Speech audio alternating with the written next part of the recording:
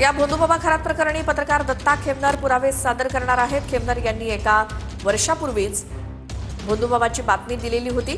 श्रीरामपुरातील पत्रकार दत्ता खेमनर यांची चौकशी होणार आहे। एसआयटी पथकाकडून ही चौकशी होणार असून खेमनर नाशिकला रवाना झालाय।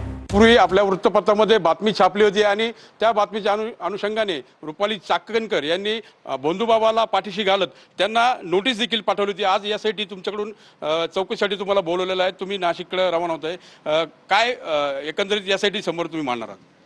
खरं तर मी सगळ्यात पहिले एसआयटीना माझं बोलवणं झालं, पण मी प्रत्येक आपल्या माध्यमाच्या बाईटमध्ये सांगितलं होतं की मी स्वतःहून एसआयटीकडे जाणार आहे आणि त्यांना जी मला मदत करायची आहे ती मदत मी त्यांना करणार आहे। माझ्याकडे जे पुरावे आहे ते पुरावे मी त्यांना तिकडे सादर करणार आहे। मी या आपल्या चॅनलला देखील मनापासून धन्यवाद देणार आहे। महाराष्ट्रातल्या सर्व वृत्तपत्रांना, इलेक्ट्रॉनिक मीडिया, प्रिंट मीडियाचा या ठिकाणी खऱ्या अर्थाने विजय झालेला आहे।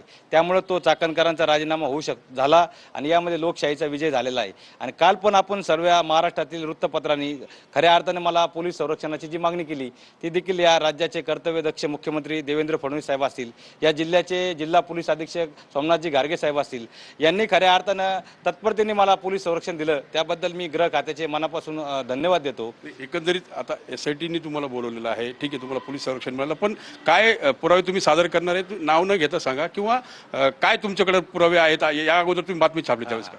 मला 1 वर्षापूर्वी जे सोर्सेस मला मिळालेले होते आणि त्या सोर्सेसच्या आधारे मी जी बातमी तयार केलेली होती ती बातमी, त्यानंतर मला जे काय नोटीस आल्या किंवा आयोगाकडून जी मला नोटीस आली, त्याबरोबर मला कॅप्टन खरातांनी माझ्यावरती जो गुन्हा दाखल केला, मला 5 कोटीची खंडणीची त्या ठिकाणी जे नोटीस आलेली आहे, या सगळ्या नोटीस आणि ज्या काही गोपनीय बाबी आहे काही का त्या मी आपल्याला नाही सांगू शकत, पण त्या गोपनीय बाबी मी यासाठी समोर काही आज खुलासा करणार आहे। तुम्ही म्हटले होते की